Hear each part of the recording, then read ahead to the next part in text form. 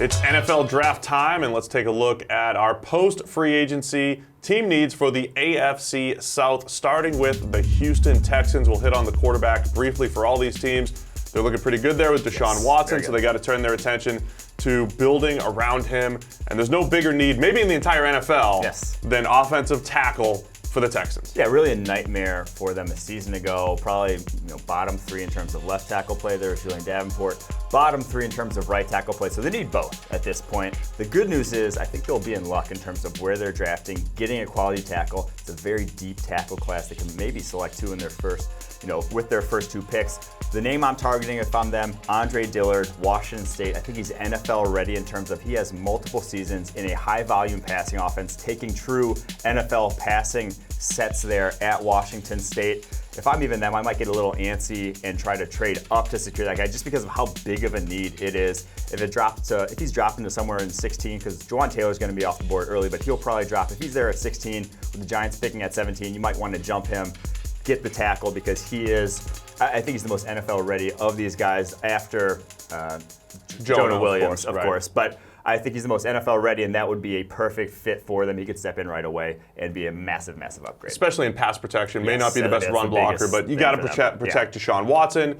We always talk about their offense, too, being so much dependent on that guy, DeAndre Hopkins. You need some other complementary receivers. What about tight end for the Texans? Another place, just get some more weapons for Deshaun. Yeah, tight end also as well with what they do in the running game in that offense, using tight ends, taking a page out of Baltimore Ravens in their playbook in terms of using them as blocking weapons. So I think getting a guy that's a dynamic blocker and playmaker down the field could help them if Noah Fant drops to them later in the draft, second round. I think that's even another guy you could trade up for in terms of he can block inline, do a lot of things from a move perspective that would help him out a lot. My guy Jay Sternberger from Texas A&M could be a fit there as well, second or third round.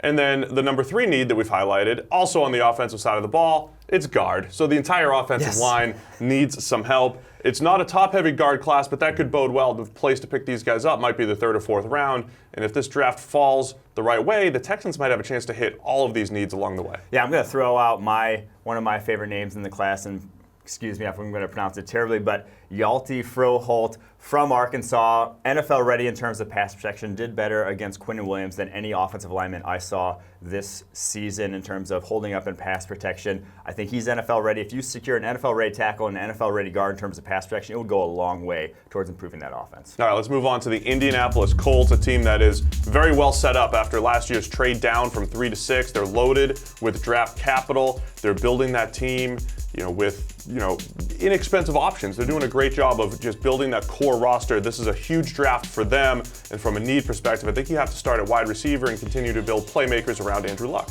Yeah, one more wide receiver with Devin Funchess and T.Y. Hilton in the fold could go a long, long way towards pushing you from one of the better offenses in the NFL to an elite, to that Kansas City Chiefs sort of echelon of unstoppable. So I think they're uniquely situated down at the bottom of the first round to where that is where, and at the top of the second round with that Jets pick, to where that's where the value is at wide receiver. So I would hope that one of those 2 picks ends up being wide receiver, and you can get some playmakers there. Guys like J.J. Arcega-Whiteside I think would be perfect for Andrew Luck in terms of what he can do from a body control perspective. I think for me, A.J. Brown from Ole Miss would love what he could do, the ability to win outside or in the slot in that Indianapolis offense, can run some routes, run after the catch.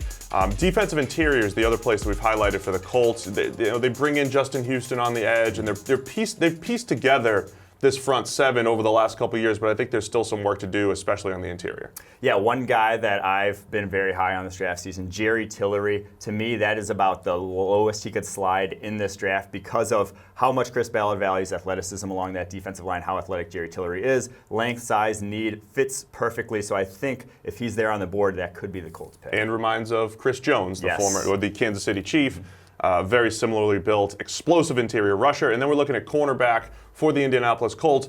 Corner's a need for everybody in the NFL. You want to continue to load up there, but it's a zone-heavy scheme, so they can kind of hide their corners a little bit more than most teams. I was going to say, we've talked about this a lot, how the Colts, what they look for in corners isn't going to be what basically a lot of other teams in the NFL looks for if they're going to continue to run the same scheme they ran a season ago, which is incredibly zone-heavy, cover 3, cover 2, not necessarily guys who can stick in man-to-man coverage. So you can find, the good thing about playing a scheme like that is you can find, like you said, guys later in the draft that can come in and be productive in your system. You mentioned Jawan Williams, the cornerback out of Vanderbilt, being one of those guys. I would say someone like Brian Peavy out of Iowa State would fit great in that system as well. Undersized, not going to be a man coverage corner, only 5'9", but I think as a slot in that Colts defense would do a lot of good. And Justin Lane from Michigan State, the other name I love as a potential maybe late first, potential second-round pick for the Colts in that scheme. Let's go to the Jacksonville Jaguars. A couple years ago, you're looking at this team without a ton of holes, but now wide receiver and offensive tackle. I think it's a 1 and 1A now that they released Jeremy Parnell. They definitely need a right tackle, but they also need playmakers on the outside because Nick Foles is their guy. He likes to throw the ball down the field. Yeah, I think you can pencil in either Jawan Taylor or DK Metcalf to them in the top 10. Jawan Taylor, perfect fit in terms of he played right tackle. You're not going to be switching sides with him there within Jacksonville.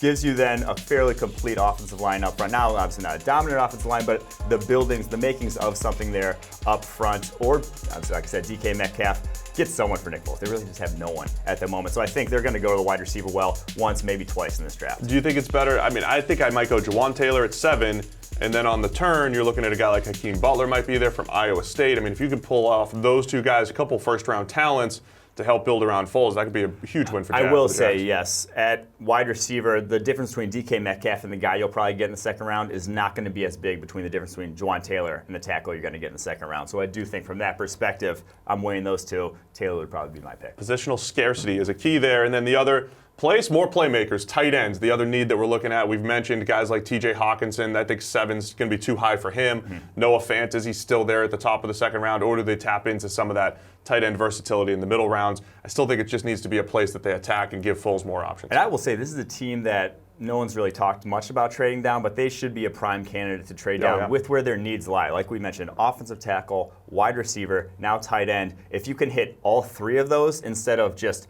in the first 2 rounds, instead just hitting 2 of those, I think it would go a lot longer way than maybe securing 1 premium prospect at the beginning of the first round and then a lesser one at the top of the second round. If you can get 3 of those guys, I think that's where I would, if I'm the Jacksonville Jaguars GM, that's what my plan would be heading into draft day. All right, let's wrap it up with the Tennessee Titans, also in need of a wide receiver, someone to complement Corey Davis on one side. They have Tywan Taylor, but still in need of just more playmakers there. This seems to be the theme for a lot of teams in the AFC South, more wide receivers. Well, I think speed is also the thing in wide receiver. Corey Davis, not much of a deep threat in his own right, more of a possession receiver underneath intermediate range. Adam Humphries, who they signed as a slot, not necessarily going to burn you deep. They just need someone to get down the field in that offense. A lot of people were saying Marquise Brown to them in the first round. His list for injury. I think Andy Isabella in the second round could be where they end up going. That to me would be incredible value and a guy who's NFL ready to step in and be a deep threat from day one. And then the other need that we're looking at, maybe guard for the Tennessee Titans, an offensive line that just a couple years ago was top 5 in the NFL. They've started to take a step back in recent years. Got to secure the middle of that pocket for Mariota. Yeah, no more AJ Klein, no more Quentin Spain there on the interior.